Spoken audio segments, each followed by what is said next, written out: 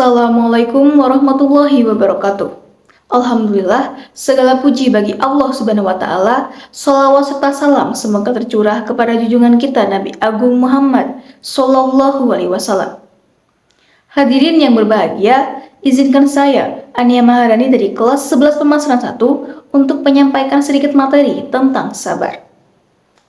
Coba kita renungkan sejenak. Jika kita melihat kembali perjalanan hidup kita, adakah di antara teman-teman yang hidupnya bebas dari segala masalah?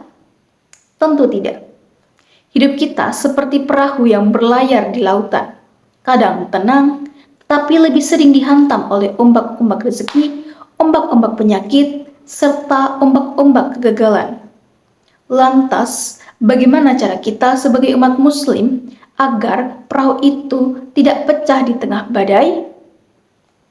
Inilah kuncinya. Allah Subhanahu wa Ta'ala telah membekali kita dengan jangkar terkuat di dunia dan di akhirat, yaitu sabar. Allah tidak menyuruh kita pasrah tanpa usaha, melainkan memberi kita perintah dengan penuh janji sebagaimana firman-Nya. Wahai orang-orang yang beriman, jadikanlah sabar dan sholat sebagai penolongmu. Sesungguhnya Allah beserta orang-orang yang sabar. Quran Surat Al-Baqarah ayat 153. Ayat ini merupakan alur utama kita. Coba perhatikan, Allah menyandingkan sabar dan sholat sebagai penolongmu. Mengapa demikian? Karena keduanya inilah adalah aksi nyata, bukan hanya perasaan.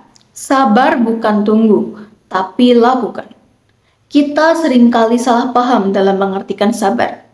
Kita mengira sabar itu hanyalah berdiam diri tanpa usaha atau pasrah.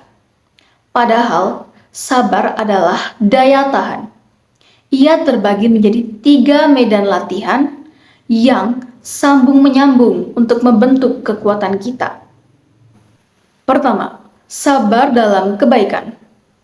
Sabar ini dimulai dari hal-hal kecil, seperti sabar melawan rasa malas untuk beribadah, sabar untuk terus berkonsisten dalam berbuat baik kepada sesama, serta sabar menyelesaikan tugas atau amanah. Sabar ini mengajarkan kita untuk terus bersikap disiplin dalam kebaikan.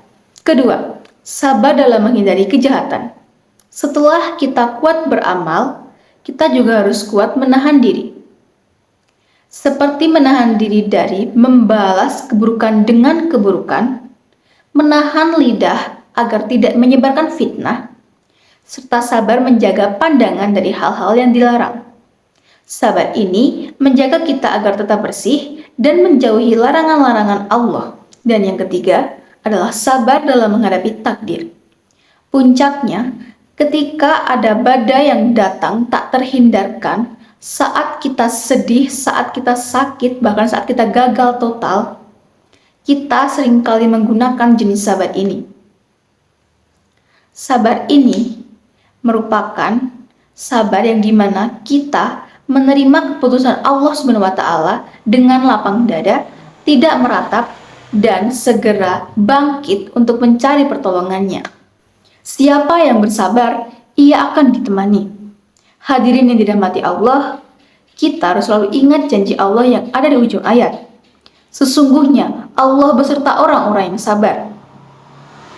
Jika kita telah melatih diri kita di 3 medan sabar tadi, kita akan mendapatkan teman sejati, yaitu pertolongan dan pendampingan langsung dari Allah Subhanahu wa Ta'ala.